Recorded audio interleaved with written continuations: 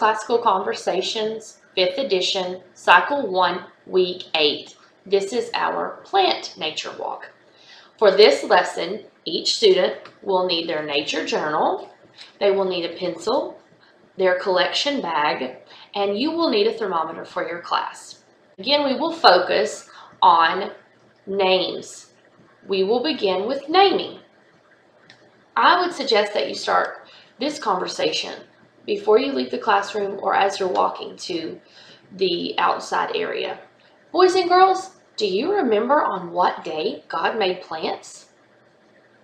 That's right, He made plants on day 3. What plants do you think we might see today? That's right, I bet we will see grass and some shrubs and a tree. What kingdom do plants belong to? Boys and girls, soon we are going to learn some parts of a plant, plant systems, and the parts of a flower. So today, I want us to do a really great job paying attention to all the things that we see and hear and feel and learn about plants, okay? Moving on to attending. This is where the students are engaging their 5 senses. Boys and girls, what plant did you find? Where did you find this plant? What does it smell like? What does it feel like? Is it smooth and glossy, or is it hard and rough? Does it make a noise? When we walk over the leaves that we were walking to get to this tree, did they make a crunching sound? That's right, they did. Okay, then we're going on to memorizing. When you're doing memorizing, this is a good opportunity to ask the kids to recall some of the information we've covered in Science New Grammar. Week 1, we covered the kingdoms of living things. So you might say, what are the kingdoms of living things? And then you might ask, what are the parts of a plant cell from week 4? Remember that during New Grammar, we are just drilling the facts, and so there's no time to elaborate. But this is a great time to make connections from the facts that we're learning and then elaborate on those. During expressing, this is when I recommend that they do their nature journal.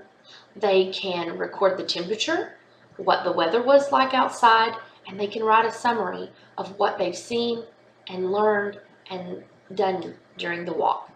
This is also a great time that if you have leaves in your community, which I suspect most of you all will have leaves in your community, I would suggest that you let each child pick up a leaf and use their nature journal and do a leaf rubbing on one of the pages.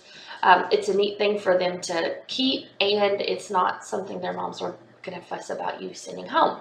But also allow them to bring something home in their collection bag if they want to. With storytelling, that's last. It's a good time to let them tell you back what they've done and what they enjoyed and what they've learned.